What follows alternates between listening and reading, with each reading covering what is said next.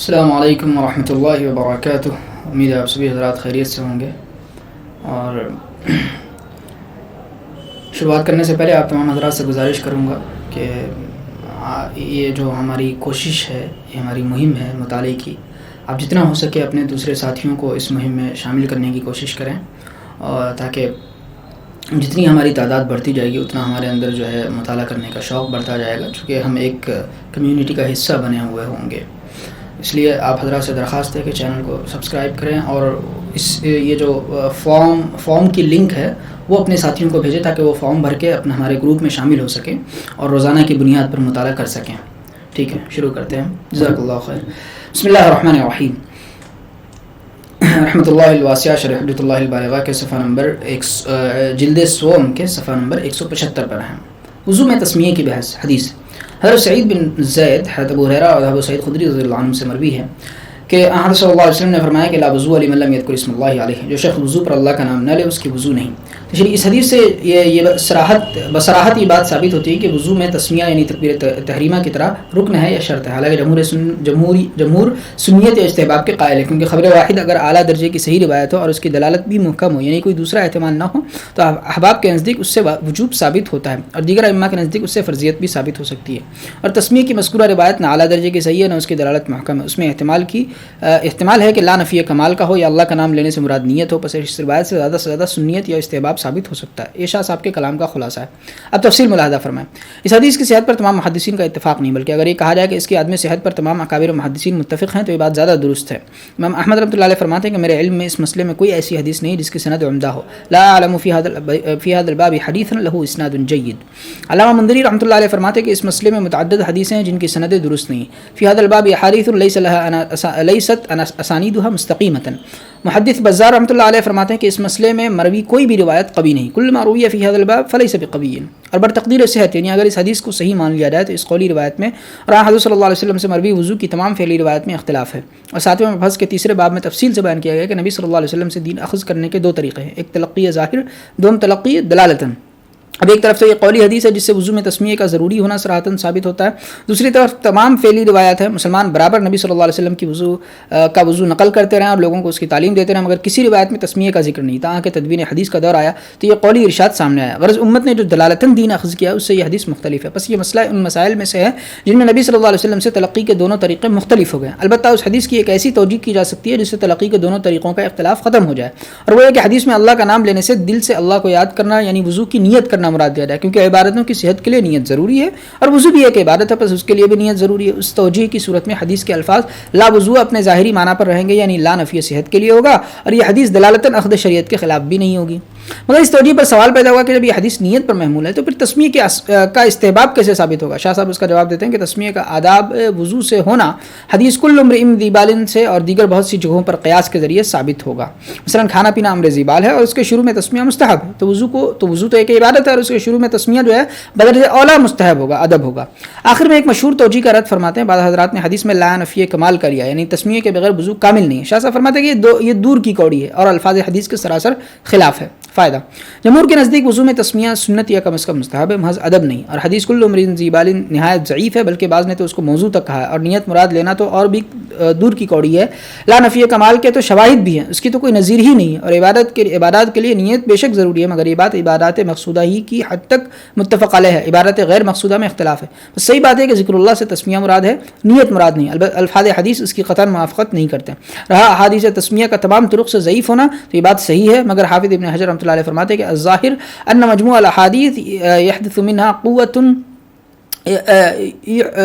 ان مجموع الاحاديث يحدث منها قوة تدل على ان له اصلا۔ علامہ ابن سید الناس شرح ترمذی میں فرماتے ہیں کہ لا يخلو هذا الباب من حسن صریح وصحیح غیر صریح، پس حدیث مجموعہ طرق سے حسن لغیری اور قابل اخذ و استدلال ہے، مگر حدیث چونکہ اعلیٰ درجے کی صحیح نہیں، اس دلالت بھی قطعی نہیں، کیونکہ لا نفی کمال کا بھی ہو سکتا ہے، اور وضو کی فعلی روایات تسمیہ کے تذکرے سے خالی ہے، اس لیے حدیث سے تسمیہ کی سنیت یا استحباب ہی ثابت ہو سکتا ہے، وجوب یا فرضیت ثابت نہیں ہو سکتی۔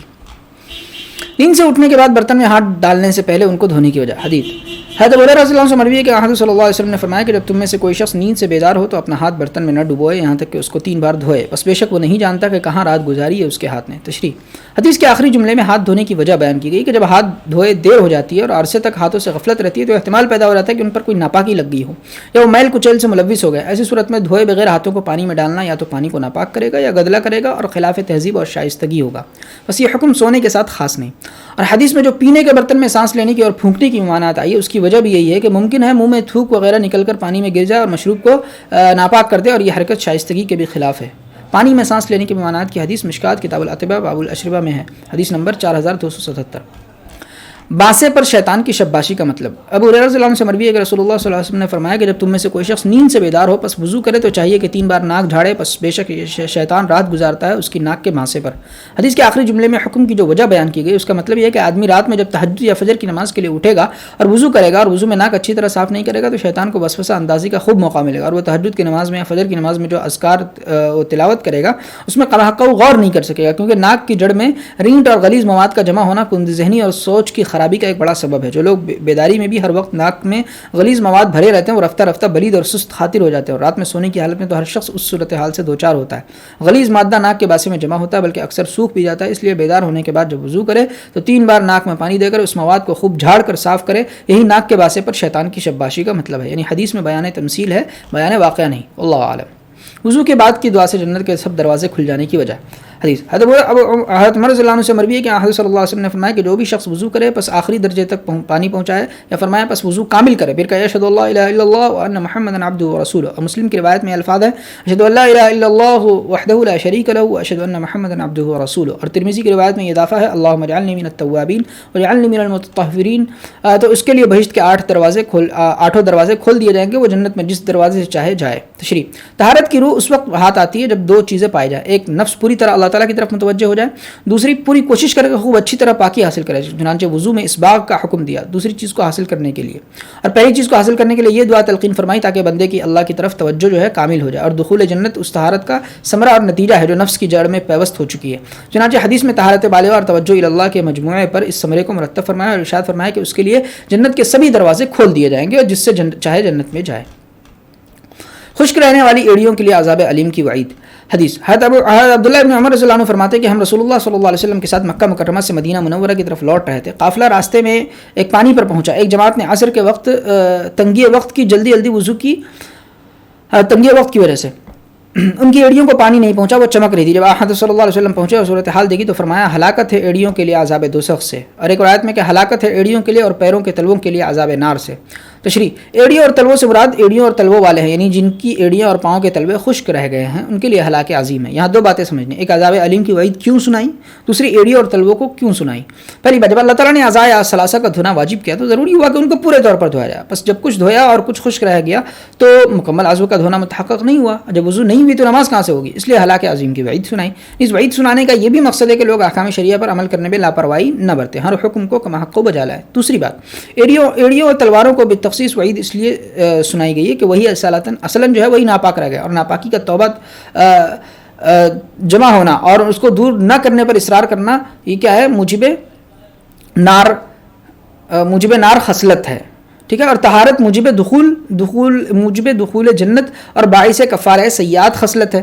بس جب وضو کرنے والے نے ایڑیوں اور تلووں کو پاک نہیں کیا اور ان اعضاء میں حکم الہی کی مخالفت کی تو اولاً یہی اعضاء جو ہے وہ عذاب دیے جائیں گے، پھر ان کی وجہ سے نفس رنجیدہ ہو گیا. جیسے پیر میں کانٹا چبھتا ہے تو اولاً تکلیف اس حصے بدن کو پہنچتی ہے جہاں کانٹا چبھا ہے، پھر آدمی کا سارا وجود تکلیف محسوس کرتا ہے. اسی طرح نفس میں بگاڑ ان اعضاء کے خشک رہنے کی وجہ سے آیا، اس لیے اولاً انہی اعضاء کو عذاب دیا جائے گا، پھر ان کی وجہ سے آدمی کا سارا وجود جو ہے وہ رنجیدہ ہوگا. باب نمبر 5 نواقض وضو کا بیان. نماز کے لیے پاکی کیوں شرط ہے. حدیث متفق علیہ روایت ہے کہ اس شخص کی نماز قبول نہیں ہوتی جس کو حدث پیش آیا یہاں تک کہ وہ وضو کرے. حدیث مشکات شریف کی روایت ہے کہ کوئی نماز پاکی کے بغیر قبول نہیں کی جاتی. حدیث حضرت علی رضی اللہ عنہ سے مروی کہ نماز کی چابی پاکی ہے. تشریح. ان سب روایات سے بالتصریح یہ بات ثابت ہوتی ہے کہ پاکی نماز کے لیے شرط ہے، اور اس کی 2 وجہ. پہلی وجہ، پاکی در حقیقت ایک مستقل عبادت ہے، اس کو نماز کے ساتھ شامل کیا گیا کیونکہ ان میں سے ہر ایک کا فائدہ دوسرے پر موقوف ہے. یعنی نماز کے بغیر وضو کا کوئی خاص فائدہ نہیں، اور وضو کے بغیر نماز ایک بے معنی عبادت ہے، اس لیے نماز کے لیے وضو کو شرط ٹھہرایا گیا. دوسری وجہ، نماز شاعر اللہ میں سے جیسے قرآن کریم، اور شاعر اللہ کا احترام ضروری ہے. ارشاد پاک ہے وَمَن يُعَظِّمْ شَعَائِرَ اللَّهِ فَإِنَّهَا مِن تَقْوَى الْقُلُوبِ. ٹھیک ہے. اور باوضو نماز پڑھنے میں نماز کا احترام ہے، جیسے باوضو قرآن پاک کو ہاتھ لگانے میں قرآن کا احترام ہے، اس لیے نماز کے لیے وضو کی شرط لگائی گئی ہے۔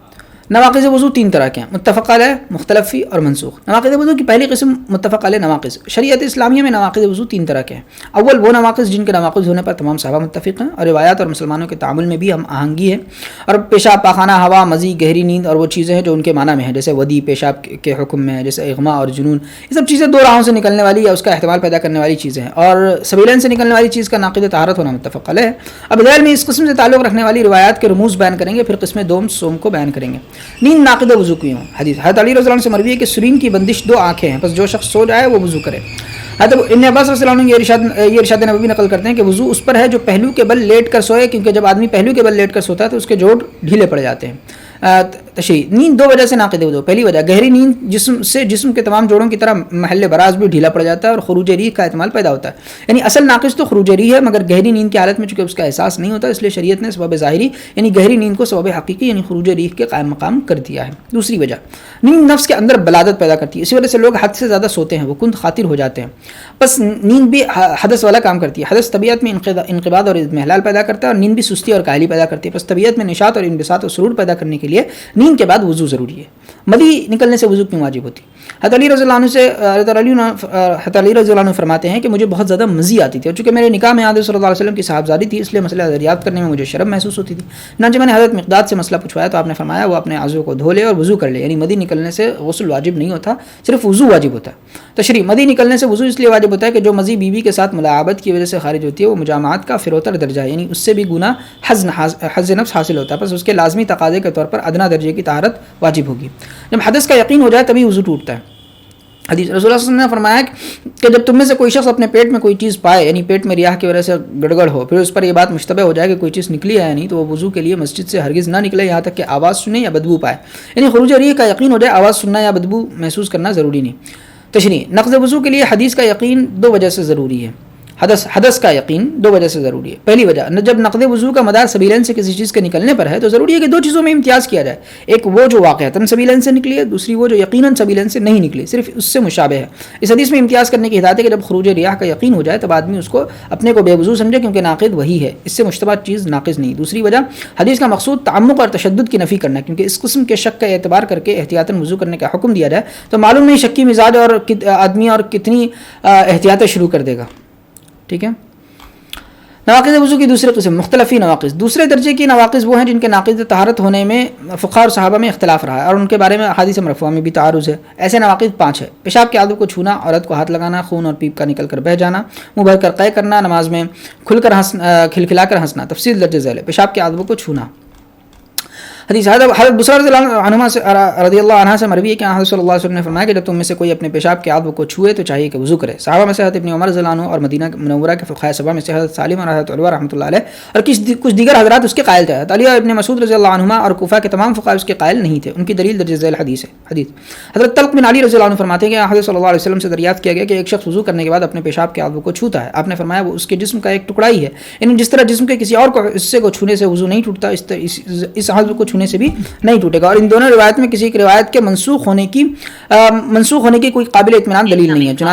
چنانچہ ائمہ اربعہ میں بھی اس مسئلے میں اختلاف ہوا۔ امام اعظم رحمۃ اللہ علیہ وضو نہ ٹوٹنے کے قائل اور امام شافعی رحمۃ اللہ علیہ نقض وضو کے قائل ہیں۔ نمبر 2 عورت کا ہاتھ لگانا۔ حضرت عمر، حضرت ابن مسعود رضی اللہ عنہ، حضرت ابراہیم نخعی رحمۃ اللہ علیہ اس بات کے قائل تھے کہ عورت کو ہاتھ لگانے سے وضو ٹوٹ جاتا ہے۔ ان حضرات کی دلیل آیت پاک اولا مستم النساء تھی، کوئی حدیث ان کے قول کی تائید میں موجود نہیں، بلکہ حضرت عائشہ رضی اللہ عنہ کی درج ذیل روایت اس کے خلاف ہے۔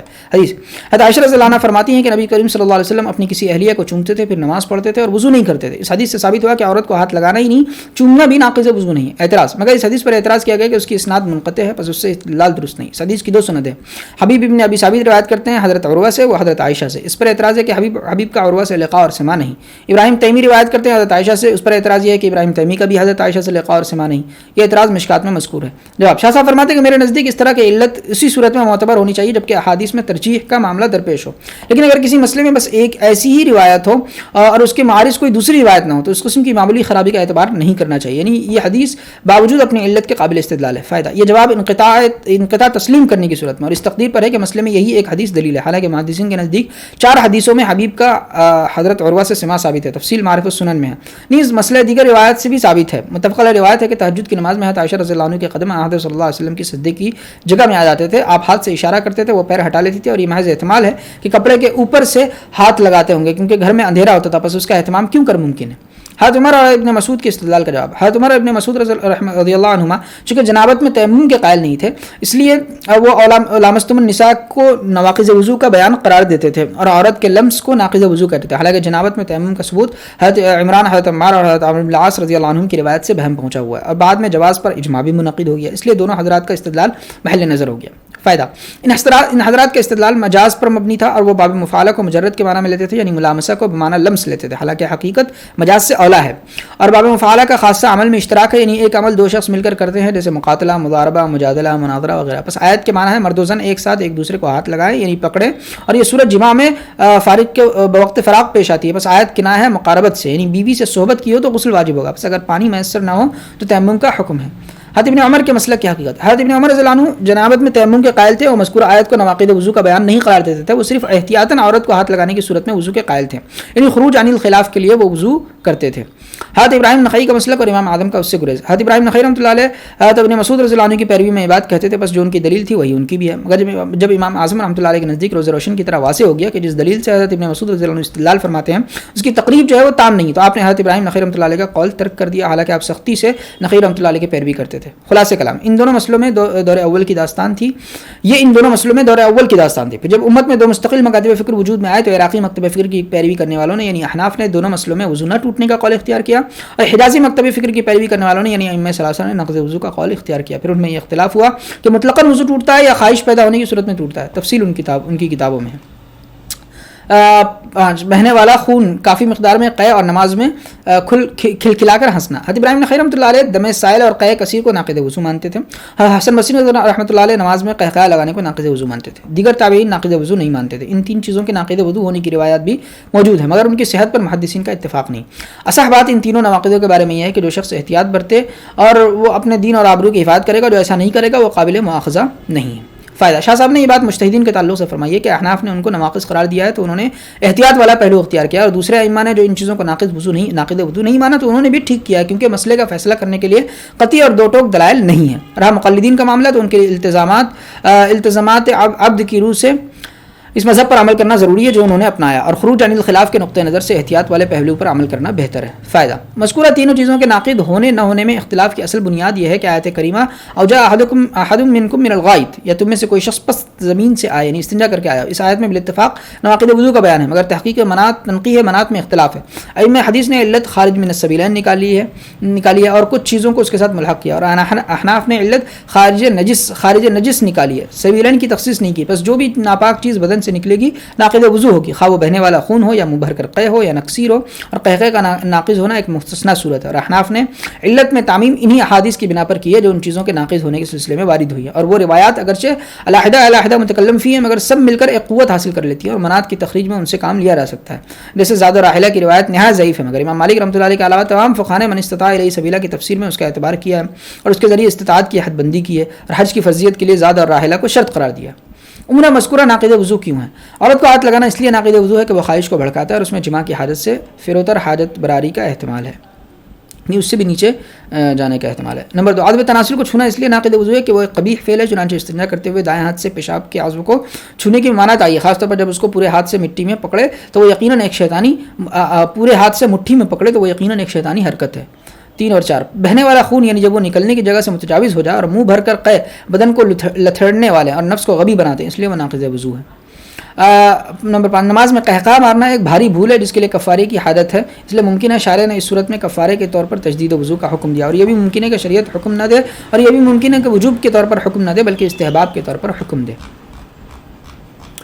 نواقض وضو کی تیسری قسم منسوخ نواقض۔ تیسری درجے کے نواقض وہ ہیں جن کے بارے میں بعض احادیث کی بنا پر یہ خیال پیدا ہوتا ہے کہ شاید وہ نواقض ہیں، مگر ان کے ناقض وضو نہ ہونے پر فقہاء صحابہ و تابعین کا اتفاق ہے۔ ایسے نواقض 2 ہیں، ایک آگ پر پکی ہوئی چیز کا کھانا، دوسرا اونٹ کا گوشت کھانا۔ تفسیر درج ذیل ہے۔ ما مست النار کا ناقض وضو ہونا۔ مسلم شریف میں ارشاد نبوی مروی ہے کہ توضؤوا مما مست النار، یعنی آگ پر پکائی ہوئی چیز کھانے کے بعد وضو کرو، مگر حضرت صلی اللہ علیہ وسلم، خلفائے راشدین، حضرت ابن عباس اور طلحہ اور دیگر بہت سے صحابہ سے ما مست النار سے وضو نہ کرنا ثابت ہے۔ اور حضرت جابر رضی اللہ عنہ نے صاف طور پر یہ بات بیان کر دی کہ حضرت صلی اللہ علیہ وسلم کا آخری عمل وضو نہ کرنا، یعنی مسلم شریف کی روایت یقیناً منسوخ ہے۔ مامست النار سے وضو کرنے کی وجہ، مامست النار سے وضو کرنے کا حکم 2 وجہ سے تھا۔ پہلی وجہ، آگ پر پکی ہوئی چیز کھانا کچے کھانے کی بنسبت دنیا کی چیزوں سے کامل انتفاع ہے جو فرشتوں کی شان کے خلاف ہے، اس لیے اس کے کھانے سے فرشتوں سے وہ مشابہت منقطع ہو جاتی ہے جو طہارت کی وجہ سے حاصل ہوئی تھی، بس مشابہت کی تجدید کے لیے نئے وضو کرنے کا حکم دیا۔ دوسری وجہ، جب آگ پر پکی ہوئی چیز آدمی کھاتا ہے تو اسے جہنم کی آگ کی یاد تازہ ہو جاتی ہے، اور اسی بنا پر حضرت صلی اللہ علیہ وسلم نے بغیر شدید ضرورت کے لوہا گرم کر کے اس سے داغنے کا علاج کرنے کی ممانعت فرمائی ہے۔ بس انسان کے لیے یہ مناسب نہیں کہ وہ اپنا دل اس کے ساتھ مشغول کرے اور جہنم کی یاد لے کر عبادت کرے، اور جب ضرورت دنیاوی کی وجہ سے ایسی چیز کھانا ضروری ہو جائے تو مناسب یہ ہے کہ اس کے بعد وضو کر لے تاکہ پانی کی ٹھنڈک نہ صرف جہنم کی آگ کو بلا دے بلکہ رحمت اور جنت کی یاد تازہ کر دے۔ نمبر 2، اونٹ کے گوشت کا ناقض وضو ہونا۔ اونٹ کے گوشت کا معاملہ مامست النار کی بنسبت زیادہ اہم ہے۔ مسلم شریف میں حضرت جابر بن سمرہ رضی اللہ عنہ کی روایت ہے کہ ایک شخص نے حضرت صلی اللہ علیہ وسلم سے دریافت کیا کہ ہم بکری کا گوشت کھا کر وضو کریں؟ آپ نے فرمایا اگر چاہو تو کرو، نہ چاہو تو نہ کرو۔ سائل نے پوچھا کہ ہم اونٹ کا گوشت کھا کر وضو کریں؟ آپ نے فرمایا ہاں، اونٹ کے گوشت سے وضو کرو، مگر فقہاء صحابہ میں سے اس کا کوئی قائل نہیں اور نسخ کا فیصلہ کرنے کی بھی کوئی راہ نہیں، کیونکہ کسی صحابی نے نسخ کی صراحت نہیں کی۔ پھر جب مجتہدین کا زمانہ آیا تو جن حضرات پر قیاس و استنباط کی چھاپ گہری تھی وہ اونٹ کے گوشت سے نقض وضو کے قائل نہیں ہوئے، یعنی امام حنیفہ، امام مالک اور امام شافعی رحمۃ اللہ علیہ۔ امام احمد، امام اسحاق رحمۃ اللہ علیہ اس کے قائل ہوئے کیونکہ ان حضرات پر ظاہر حدیث پر عمل کرنے کا جذبہ غالب تھا، اور شاہ صاحب کے نزدیک مناسب یہ ہے کہ آدمی احتیاطاً وضو کر لے۔ اونٹ کے گوشت سے وضو واجب ہونے میں راز، ان حضرات کے قول کے مطابق جو اونٹ کے گوشت سے وضو واجب کرتے ہیں وجوب وضو کا راز یہ ہے کہ اونٹ کا گوشت تورات میں حرام تھا اور تمام انبیاء بنی اسرائیل اس کی حرمت پر متفق تھے۔ جب اللہ تعالیٰ نے اس کو ہمارے لیے حلال کیا تو 2 وجہ سے اس کے کھانے کے بعد وضو واجب کیا۔ پہلی وجہ، اونٹ کا گوشت کھانے کے بعد وضو کرنا شکر نعمت کے طور پر ہے، جو چیز پہلے حرام تھی وہ ہم پر حلال کی گئی، اس کا شکر بجا لانے کے لیے وضو واجب کیا گیا، مگر اس پر اشکال یہ ہے کہ شکر عبادت مقصودہ کے ذریعے بجا لایا جاتا ہے اور وضو عبادت غیر مقصودہ ہے۔ دوسری وجہ، اونٹ کا گوشت کھانے کے بعد وساوس کے علاج کے طور پر وضو تجویز کیا گیا۔ ممکن ہے کسی دل میں یہ بات کھٹکے کہ جس چیز کو تمام انبیاء بنی اسرائیل نے حرام ٹھہرایا تھا وہ ہمارے لیے حلال کیوں کر ہو گئی؟ اس کھٹک کو مٹانے کے لیے اباحت کے ساتھ وضو واجب کیا، تاکہ کیونکہ تحریم میں تبدیلی کر کے کسی چیز کو ایسا مباح قرار دینا جس کے ساتھ وضو کو بھی واجب کیا ہو لوگوں کے لیے زیادہ باعث اطمینان ہے، اور اس کو ایسی ایک نظیر سے سمجھیں کہ میت کو نہلانا ضروری ہے، مگر عام لوگ اس سے خوف کھاتے ہیں، ان کے دل میں طرح طرح کے وسوسے آتے ہیں، چنانچہ وساوس کے علاج کے طور پر حکم دیا کہ میت کو نہلانے والا فارغ ہو کر خود بھی نہا لے۔ آخر میں شاہ صاحب فرماتے ہیں کہ اونٹ کے گوشت سے وضو کا وجوب ابتداء اسلام میں تھا، بعد میں یہ حکم منسوخ ہو گیا، اور اوپر جو احتیاطاً وضو کرنے کے لیے فرمایا ہے وہ صرف جو ہے وہ استحباباً ہے۔ ٹھیک ہے، باب نمبر 6، خفین چمڑے کے موضوع پر مسح کا راز۔ مشروعیت مسح کی وجہ، چونکہ وضو کا مدار ان اعضاء کے دھونے پر ہے جو عام طور پر کھلے رہتے ہیں اور جن کی طرف میل کچل سبقت کرتا ہے، اور جب موزے پہن لیے جاتے ہیں تو پیر ان میں چھپ جاتے ہیں اور وہ اعضاء باطنہ میں داخل ہو جاتا ہے، اور عربوں میں جوتے چپل کی جگہ خفین پہننے کا عام رواج تھا۔ ہر مرتبہ وضو کے وقت ان کو نکال کر پیر دھونا تنگی سے خالی نہیں تھا، اس لیے شریعت نے خفین پہننے کی صورت میں کچھ وقت کے لیے آسانی پیدا کرنے کے لیے پاؤں کے دھونے کا حکم ختم کر دیا تھا اور ان پر مسح کرنے کی اجازت دے دی۔ موزوں پر مسح کرنے کے لیے 3 شرطیں اور اشتراط کا راز۔ جب شریعت دین میں آسانی پیدا کرتی ہے تو یہ بات ملحوظ رکھتی ہے کہ تیسرا کوئی ایسا طریقہ اختیار نہ کیا جائے جس سے نفس مطلق العنان یعنی بے لگام ہو جائے اور امر مطلوب کو بالکل ہی بھلا بیٹھے۔ پیروں میں اصل مطلوب دھونا ہے، مسح کی اجازت ایک سہولت ہے۔ اب اگر بے قید اور بے مدت مسح کی اجازت دے دی جائے تو آدمی یہ تک بھول جائے گا کہ پیروں کا اصل حکم دھونا تھا، اس لیے شارع نے 3 شرطوں کے ساتھ مسح کی اجازت دی۔ پہلی شرط، مسح کی توقیت کی، یعنی مدت مقرر کی، غیر متعین مدت کے لیے مسح کی اجازت نہیں دی۔ مقیم کے لیے 1 شبانہ روز اور مسافر کے لیے 3 شبانہ روز مقرر کیے، کیونکہ یہ مدتیں کسی چیز کی دیکھ بھال کے لیے مقرر کی جانے والی بہترین مدتیں۔ لوگ اپنے عرف میں جب کسی چیز کی دیکھ بھال کرنا چاہتے ہیں تو یہی مدتیں مقرر کرتے ہیں۔ مثلا کسی مریض کی حالت نازک ہے، اس کو شفا خانے میں انتہائی نگہداشت والے شعبے میں داخل کیا گیا، ڈاکٹر پہلے 24 گھنٹے تک انتظار کرتا ہے، اگر مریض یہ مدت پوری کر دیتا ہے تو طبیب شفایابی کی امید دلاتا ہے، پھر 72 گھنٹے انتظار کرتا ہے، اگر مریض یہ مدت بھی بخیریت پوری کر دیتا ہے تو ڈاکٹر خوشخبری سناتا ہے کہ مریض خطرے سے نکل گیا۔ غرض یہی مدتیں دیکھ بھال کے لیے موضوع ہیں، اس لیے شریعت نے بھی یہی مدتیں مقرر کی ہیں، اور مقیم کو پہلی اور مسافر کو دوسری مدت ان کی تنگی کا لحاظ کر کے دی گئی ہے۔ مقیم کو اسباب طہارت اور وقت میسر ہوتا ہے اور مسافر کو یہ دونوں چیزیں آسانی سے میسر نہیں ہوتی، اس لیے اس کو زیادہ سہولت دی گئی ہے۔ دوسری شرط، خفین کا طہارت کاملہ پر پہنچنا۔ یہ شرط اس لیے لگائی گئی ہے کہ آدمی کے پیش نظر یہ بات رہے اور اس کے دل میں یہ نقشہ جما رہے کہ اس کے پیر گویا پاک ہیں۔ وہ پیروں کو اعضائے مستورہ پر قیاس کر کے سمجھے کہ جس طرح اعضائے مستورہ تک میل کچل کم پہنچتا ہے اس لیے وہ گویا پاک ہے، اس طرح پاؤں بھی مستور ہونے کی وجہ سے گویا اس حالت پر ہیں جس حالت میں ان کو خفین میں داخل کیا گیا، اور اس قسم کے قیاسات ان چیزوں میں کارآمد ہوتے ہیں جن کا تعلق نفس کی تنبیہ سے ہوتا ہے۔ تیسری شرط، غسل کی عبادت موزوں کے اوپر کیا جائے، صرف نیچے مسح کرنا کافی نہیں تاکہ وہ پیروں کا دھونا یاد دلائے اور وہ غسل کا نمونہ ہے۔ غسل کا نمونہ ہے۔ امام حنیفہ اور امام احمد رحمہ اللہ صرف موزوں کے اوپر مسح کے قائل ہیں، اور امام مالک اور امام شافعی اوپر بھی اور نیچے بھی مسح کے قائل ہیں، لیکن ان کے نزدیک بھی صرف نیچے مسح کافی نہیں ہے، البتہ صرف اوپر کافی ہے، گویا نیچے مسح ان دونوں کے نزدیک مستحب ہے، ضروری نہیں ہے۔ موضوع کے اوپر مسح استحسانی ہے اور نیچے قیاسی۔ اب شاہ صاحب باب کے آخر میں ایک سوال مقدر کا جواب دیتے ہیں. موضوع پر مسح کے جواز کے لیے اوپر 3 شرطیں بیان کی گئی. تیسری شرط ہے کہ مسح موضوع کے اوپر کے حصہ میں کیا جائے. اس پر سوال یہ ہوتا ہے کہ ابو داؤد شریف میں حضرت علی رضی اللہ عنہ کا ارشاد مروی ہے کہ اگر دین کا مدار رائے عقل پر ہوتا تو موضوع کے نیچے مسح کرنا اوپر مسح کرنے سے بہتر تھا. اس ارشاد سے یہ بات مفہوم ہوتی ہے کہ ظاہر خف پر مسح جو ہے وہ خلاف قیاس ہے. شاہ صاحب جواب دیتے ہیں کہ ظاہر خف پر مسح خلاف قیاس نہیں بلکہ موافق قیاس ہے، کیونکہ موضوع پر مسح پاؤں دھونے کے نمونے کے طور پر تجویز کیا گیا ہے. مسح کا اس کے سوا اور کچھ مقصود نہیں. بس اگر موضوع کے لیے نیچے مسح کیا جائے گا، یعنی بھیگا ہوا ہاتھ نیچے پھیرا جائے، تو جب آدمی وضو سے فارغ ہو کر چلے گا تو وہ حصہ گندا ہو جائے گا. بس بہتر یہی کہ مسح موضوع کے اوپر کیا جائے. اس طرح ظاہر خف پر مسح معقول اور رائے کے موافق ہو جاتا ہے. اور حضرت علی رضی اللہ عنہ احکام شریعہ کے اسرار و رموز بخوبی جانتے تھے. ان کے ارشادات اور خطابات اس کی واضح دلیل ہے. ان کے نزدیک بھی مسح ظاہر خف پر ہی پر اصل تھا، مگر آپ نے چاہا کہ لوگ عقل کا گھوڑا نہ دوڑائیں، اس لیے آپ نے رائے کی راہ مسدود کرتے ہوئے مذکورہ بات فرمائی تاکہ لوگ احکام شریعہ میں رائے زنی کر کے اپنا دین بگاڑ نہ لے. اس کی تفصیل یہ کہ موضوع کے نیچے مسح کرنا قیاس جلی ہے، کیونکہ وہی حصہ گرد و غبار سے ملوث ہوتا ہے، بس اسی کو صاف کرنا چاہیے. مگر قیاس جلی وہ فہم کے اعتبار سے واضح ہوتا ہے، مگر اثر کے اعتبار سے ضعیف ہوتا ہے. غور فرمائیں کہ مذکورہ بات اس وقت معقول تھی جب خشک ہاتھ سے گرد جھاڑی جاتی، مگر مسح بھیگا ہوا ہاتھ عضو پر پھیرنے کا نام ہے. بس نیچے مسح کرنے سے وہ حصہ بھیگ جائے گا، پھر جب آدمی چلے گا تو وہ حصہ گندا ہوگا. اور بارش سے بھاگا اور پرنالے کے نیچے کھڑا ہو گیا والی کہاوت صادق آئے گی. نیچے مسح کرنا دھونے کا نمونہ بھی نہیں بنے گا، کیونکہ وہ مسح آنکھوں سے مستور چھپا ہوا ہوگا. اور موضوع کے اوپر مسح کرنا استحسان ہے. استحسان بھی قیاسی ہوتا ہے، مگر وہ قیاس خفی ہوتا ہے. ٹھیک ہے، جو فہم کے اعتبار سے تو دقیق ہوتا ہے، مگر اثر کے اعتبار سے قوی ہوتا ہے. اور وہ قوت اثر یہ ہے کہ اوپر مسح کرنا دھونے کا نمونہ بنے گا اور چلنے سے وہ حصہ گندا بھی نہیں ہوگا. بس ظاہر خف پر ہی مسح زیادہ بہتر ہے. حضرت علی رضی اللہ عنہ اس حقیقت کو بخوبی جانتے تھے، مگر آپ نے عوام کے دین کی حفاظت کے لیے مذکورہ بالا ارشاد فرمایا تاکہ لوگ قیاس جلی کی طرف نہ پڑے اور باطن خف پر مسح کو اولا خیال کر کے اپنا دین بگاڑ نہ لے. اچھا جی، چلیے اس کو پڑھ ہی لیتے ہیں. باب نمبر 7 غسل کا طریقہ، جس کو بخاری مسلم نے حضرت عائشہ اور حضرت میمونہ رضی اللہ عنہ سے روایت کیا اور جس پر امت نے اتفاق کیا، یہ ہے کہ اپنے دونوں ہاتھوں کو برتن میں ڈالنے سے پہلے دھو لے، پھر بدن اور شرمگاہ پر جو ناپاکی ہو اس کو دھو ڈالے، پھر نماز والی وضو کرے، پھر سر کے بالوں میں تر انگلیاں ڈال کر بالوں کی جڑوں میں اچھی طرح پانی پہنچائے، پھر سارے جسم پر پانی پہنچائے. غسل کا یہ پورا طریقہ متفق علیہ ہے. صرف ایک بات میں اختلاف ہے کہ وضو میں پیر کب دھوئے، وضو کے ساتھ یا غسل سے فارغ ہو کر. دونوں رائے ہیں. بعض حضرات فرق کرتے ہیں کہ اگر ایسی جگہ نہا رہا ہے جہاں مستعمل پانی جمع ہو رہا ہے تو پیر بعد میں دھوئے، اور اگر وہاں سے پانی بہہ جاتا ہے تو پیر وضو کے ساتھ ہی دھو لے. غسل شروع کرنے سے پہلے ہاتھ دھونے کی وجہ وہی ہے جو وضو کے بیان میں گزر چکی، کہ جب ہاتھ دھوئے دیر ہو جاتی ہے اور عرصے تک ہاتھوں سے غفلت رہتی ہے تو احتمال پیدا ہو جاتا ہے کہ ان پر کوئی ناپاکی لگ گئی ہو یا میل کچیل سے ہاتھ ملوث ہو گئے ہو. اور جنابت کے بعد غسل میں تو ہاتھوں کے ناپاک ہونے کا قوی احتمال ہے. بس ہاتھوں کو دھوئے بغیر پانی میں ڈالنا تو یا تو پانی کو ناپاک کر دے گا یا گدلا کر دے گا، جو خلاف تہذیب اور شائستگی ہے. اور غسل شروع کرنے سے پہلے شرمگاہ کو دھونے کا حکم 2 وجہ سے. پہلی وجہ، اگر شرمگاہ پر بدن پر ناپاکی ہوگی، اس کو دھوئے بغیر جسم پر پانی بہائے گا تو ناپاکی جسم پر پھیل جائے گی اور اس کو پاک کرنے میں دشواری لائق ہوگی اور بہت زیادہ پانی درکار ہوگا. اس لیے پہلے ناپاکی کو الگ سے دھو لینا چاہیے. دوسری وجہ، غسل جنابت نجاست حکمیہ کے ازالے ہی کے لیے. اگر ناپاک بدن کے ساتھ غسل جنابت کرے تو غسل کا مقصد 2 نجاستوں کا ازالہ ہوگا. بس غسل حدث کے ازالے کے لیے خالص نہیں رہے گا، اس لیے نجاست حقیقیہ کو الگ سے دھو لینا چاہیے تاکہ غسل نجاست حکمیہ کے ازالے کے لیے خالص ہو جائے. غسل کے شروع میں وضو کی 3 حکمتیں. پہلی حکمت غسل طہارت کبریٰ یعنی بڑی پاکی کا ہے. غسل طہارت کبریٰ ہے. اس کا مقتضا یہ ہے کہ وہ طہارت صغریٰ یعنی وضو اور کچھ زائد پر مشتمل ہو تاکہ نفس پاکی کی صفت سے اچھی طرح باخبر ہو جائے. دوسری حکمت، غسل میں جسم کے شکنوں کا خیال رکھنا ضروری ہے اور وضو جسم کے شکنوں کی دیکھ بھال کے قبیل سے ہے، کیونکہ اگر وضو کے کیے بغیر سر پر پانی بہائے گا تو احتمال ہے کہ پانی جسم کے اطراف تک نہ پہنچے. جب تک اطراف کا خیال نہ رکھا جائے اور ان تک پانی پہنچانے کا اہتمام نہ کیا جائے وہ خشک رہ سکتے ہیں، اس لیے بہتر یہ ہے کہ پہلے وضو کر کے اطراف کو دھو لے. تیسری حکمت، جب جنابت لاحق ہوتی ہے تو جسم کا ظاہری حصہ گرم ہو جاتا ہے. ایسی صورت میں اگر فوراً ٹھنڈے پانی سے نہائے گا اور ایک دم سر پر ٹھنڈا پانی ڈالے گا تو اس کا رد عمل ہو سکتا ہے، نزلے زکام میں یا کسی اور بیماری میں مبتلا ہو سکتا ہے. اور غسل سے پہلے وضو کر لے گا تو گرمی اندر دب جائے گی اور ظاہری جسم ٹھنڈا ہو جائے گا، بس ٹھنڈے پانی کا رد عمل نہیں ہوگا اور آدمی بیماری سے محفوظ رہے گا. یہ حکمت شارع نے بڑھائی ہے.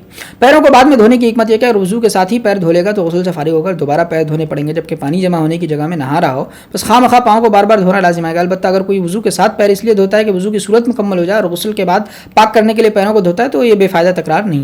مستحبات غسل 4 ہیں. تمام بدن کو 3 بار دھونا، بدن کو خوب ملنا، خوب اچھی طرح سے کھال کو صاف کرنا، جسم کے شکنوں کو دیکھ بھال کرنا اور اہتمام سے ان تک پانی پہنچانا، اور پردے میں نہانا. شارع علیہ السلام نے یہ امور غسل میں اس لیے مستحب قرار دیے کہ غسل کامل اور مکمل ہو. نوٹ: دنیا میں پانی سب جگہ وافر مقدار میں نہیں پایا جاتا. عرب میں پانی کی بہت قلت تھی. وضو اور غسل کے احکام میں اس کا بھی لحاظ رکھا گیا ہے تاکہ تھوڑے پانی سے کامل طہارت حاصل ہو جائے. چلیے اب ہم چلتے ہیں اپنی اگلی کتاب کی طرف. بزنس اسٹڈیز، کاروباری مطالعہ کے صفحہ نمبر 261 پر ہیں ہم. ٹھیک ہے. ان اشتراک کے علاوہ چھوٹے پیمانے پر کاروبار کی اہمیت جو ہے وہ درج ذیل عوامل کے سبب روز بروز بڑھتی جا رہی ہے. نمبر 1, چھوٹے کاروباری ادارے فوری اور بڑے پیمانے کے روزگار کی تخلیق کے اہل ہیں. ان میں بڑے پیمانے کے کاروباری ادارے کی نسبت کم پونجی سرمایہ کاری کی ضرورت ہوتی ہے. مقامی وسائل کے استعمال اور تنظیمی نیز روا لاگت میں کمی کے سبب پیداوار کی لاگت کم ہوتی ہے. چھوٹی صنعتیں ملک کے غیر استعمال شدہ وسائل کی مؤثر حرکت پذیری میں مددگار ہوتی ہیں. مقامی وسائل اور دیہی تکنیک کی مدد سے عالمی معیار کی اشیاء دیہی اور گھریلو صنعتوں کے ذریعے تیار کی جا سکتی ہیں. چھوٹی صنعتیں ملک کی متوازن علاقائی ترقی کو فروغ دیتی ہیں. انہیں وسائل کے اصل مقام پر آسانی سے قائم کیا جا سکتا ہے, جس سے اس مقام کی مجموعی معاشی ترقی ممکن ہو جاتی ہے. چھوٹی صنعتیں غیر ملکوں میں معیاری اشیاء کی برآمدات کے ذریعے قومی شبی کو بہتر بنانے میں مدد کرتی ہے. ہندوستانی دستکاری, ہینڈلوم اشیاء, آرائشی جھالر, پارچہ کاری وغیرہ کی مانگ بین الاقوامی بازار میں کافی زیادہ ہے. لوگوں کے معیار زندگی بڑھانے میں چھوٹے کاروباری ادارے مددگار ہوتے ہیں. لوگ روزگار حاصل کرتے ہیں, اپنا کاروبار آسانی سے شروع کر سکتے ہیں. لوگ روزمرہ کے استعمال کے لیے مختلف قسم کی معیاری اشیاء حاصل کرتے ہیں. چھوٹے کاروبار کا دائرہ کار. چھوٹے کاروبار کا دائرہ بہت وسیع ہے, جو خوردہ فروشی سے لے کر مصنوعاتی تک کی متنوع سرگرمیوں کا احاطہ کرتا ہے. معاشی سرگرمی کے بعض میدان ہیں جس میں چھوٹے کاروباری ادارے کی تشکیل کے ذریعے مؤثر طور پر کامیابی کے ساتھ انجام دیا جا سکتا ہے. آئیے چھوٹے کاروبار کے دائرے کے بارے میں بحث کریں.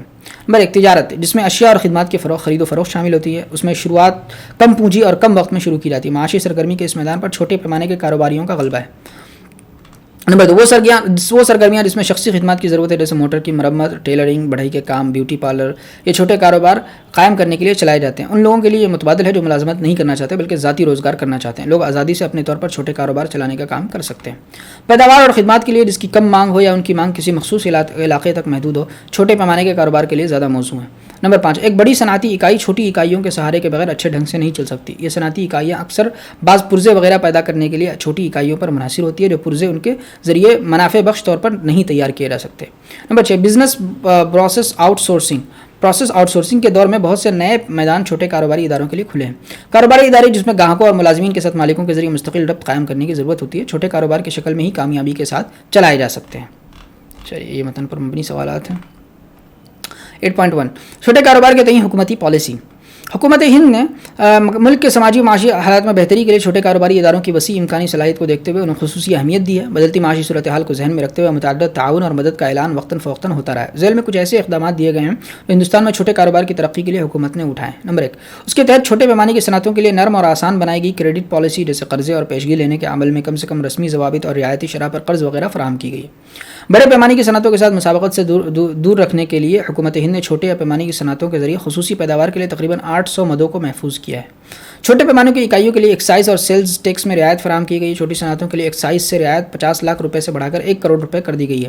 حکومت اپنے استعمال کے لیے اسٹیشنری اور دیگر اشیاء خریدتے وقت چھوٹے کاروباری اشیاء کو ترجیح دیتی ہے. چھوٹے پیمانے کے صنعتی کاروبار کی ترقی, مالیات کی فراہمی اور فروغ کے لیے متعدد ادارے جیسے small industrial development bank of India, national bank for agriculture and rural development اور ڈسٹرکٹ اینڈ انڈسٹریز سینٹر وغیرہ حکومت کے ذریعے قائم کیے گئے. نمبر 6, حکومت ہند نے بہت چھوٹے اور اوسط کاروباری اداروں کے لیے ایک الگ وزارت قائم کی ہے تاکہ ملک میں چھوٹے کاروباری اداروں کی ترقی کی مؤثر منصوبہ بندی اور نگرانی ہو سکے. یہ اس ویب سائٹ کا نام ہے MSME.gov.in.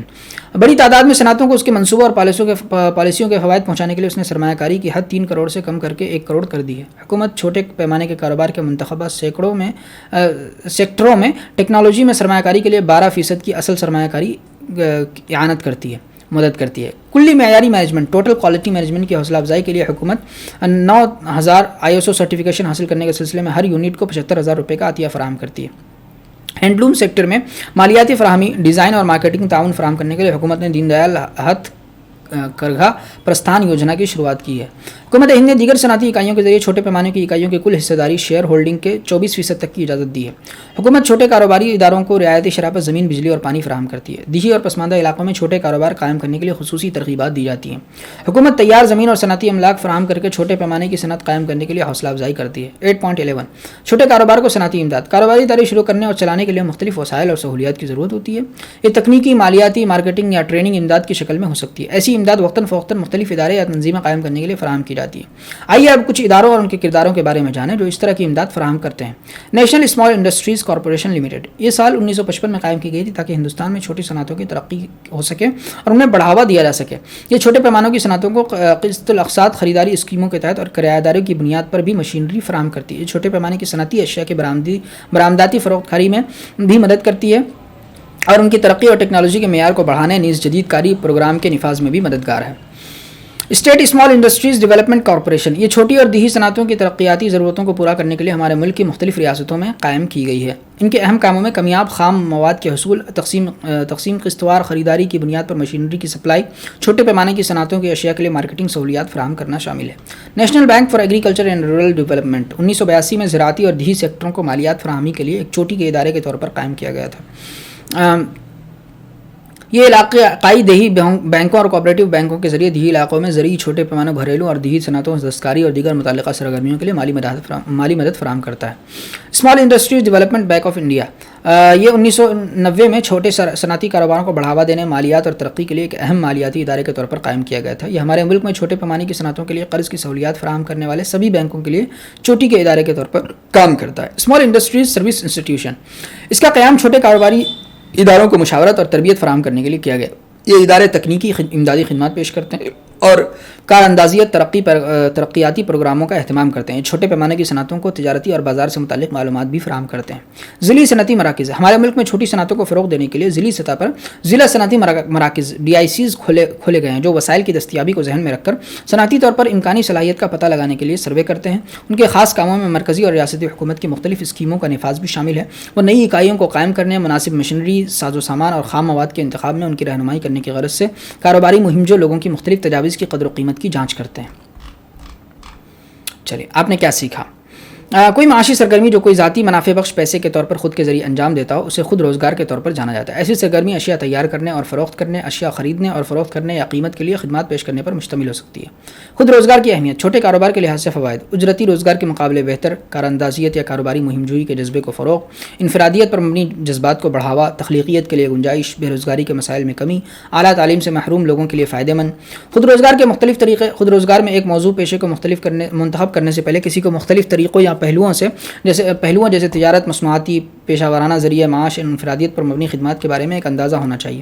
کوئی کاروبار جو حجم میں چھوٹا ہو، اس میں کم اصل سرمایہ کاری، کارکنان کی کم تعداد، پیداواری کم حجم یا قدر کی ضرورت ہوتی ہے، اسے چھوٹا کاروبار کہا جا سکتا ہے۔ چھوٹے کاروبار کی خصوصیات: ایک یا چند افراد کی ملکیت میں اس کا بندوبست کیا جاتا ہے، مالک روز بروز کے مینجمنٹ میں سرگرم شرکت کرتا ہے۔ چھوٹے کاروبار میں عام طور پر عمیق محنت اور کم سرمایہ کاری کی ضرورت ہوتی ہے۔ یہ اکائیاں مقامی وسائل کا استعمال کرتی ہیں اور خصوصاً مقامی لوگوں کی ضرورتوں کو پورا کرنے کے لیے قائم کی جاتی ہیں۔ چھوٹے کاروباری ادارے کا کاج عام طور پر زیادہ لچکدار ہوتا ہے اور اس کو پروان چڑھنے میں کم مدت درکار ہوتی ہے۔ پلانٹ اور مشینری میں قائم اصل سرمایہ کاری کی بنیاد پر ہندوستان میں چھوٹے کاروبار کی درجہ بندی چھوٹے پیمانوں کی صنعتوں، بہت چھوٹی صنعتوں، ضمنی چھوٹی صنعتوں، دیہی صنعتوں، گھریلو صنعتوں، چھوٹے کاروباری اداروں، چھوٹے پیمانے پر خدمات اور کاروباری اداروں، صنعت سے متعلق اور تجارتی اکائیوں کے طور پر کی جاتی ہے۔ ہندوستان میں چھوٹے کاروبار کی اہمیت: چھوٹے پیمانے کے کاروبار مینوفیکچرنگ سیکٹروں میں پیداوار کی کل قدر کا تقریباً 35%، کل صنعتی روزگار کا 80% اور کل برآمدات کا 45% اشتراک کرتے ہیں۔ وہ ملازمت کے ایسے مواقع کی تخلیق کرتے ہیں جس میں اصل سرمایہ کاری کی کم سے کم ضرورت ہو، متوازن علاقائی ترقی کو بڑھاوا دیتے ہیں، لوگوں کے معیار زندگی میں بہتری پیدا کرنے کے ساتھ ساتھ معیاری اشیاء برآمد کرتے ہیں۔ چھوٹے پیمانے کے کاروبار کا دائرہ: چھوٹے پیمانے کے کاروبار کا دائرہ وسیع ہے، جس میں تجارت، شخصی خدمات، مقامی علاقے کے لیے اشیاء تیار کرنے اور خدمات فراہم کرنے کے مختلف میدان شامل ہیں۔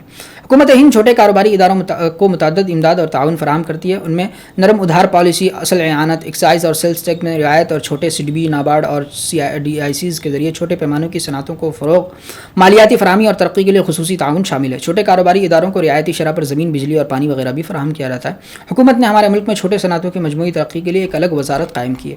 حکومت مختلف تنظیموں جیسے NCIs، SSIDC، CDB، نابارڈ، SISI اور DICs قائم کرنے کے ذریعے چھوٹے کاروباری اور اداروں کو تکنیکی، مالیاتی، بازار اور تربیت سے متعلق امداد بھی فراہم کرتی ہے۔ یہ کلیدی اصطلاحات ہو گئے، یہ اختتامی مشق ہے، یہ مختصر سوالاتی جوابات ہیں، یہ طویل سوالاتی جوابی سوالات ہیں، یہ متن پر مبنی سوالات کے جوابات ہیں۔ ٹھیک ہے، اس طریقے سے یہ سارے جو ہے آپ خود سے کرنے کی کوشش کریں، اور تاکہ اس میں بہت فائدہ ہوگا آپ کو، یعنی اچھے سے چیزیں یاد ہو جائیں گی۔ اور کردار نگاری کے ذریعے مشق کرنے کا مطلب یہ ہے کہ وہ آپ اس کو پھر زندگی میں، اپنی زندگی میں اس پر عمل کر سکیں گے۔ ٹھیک ہے، تو آج ہم یہیں تک رہنے دیتے ہیں۔ بہت بہت شکریہ، جزاکم اللہ خیر، والسلام علیکم ورحمۃ اللہ وبرکاتہ۔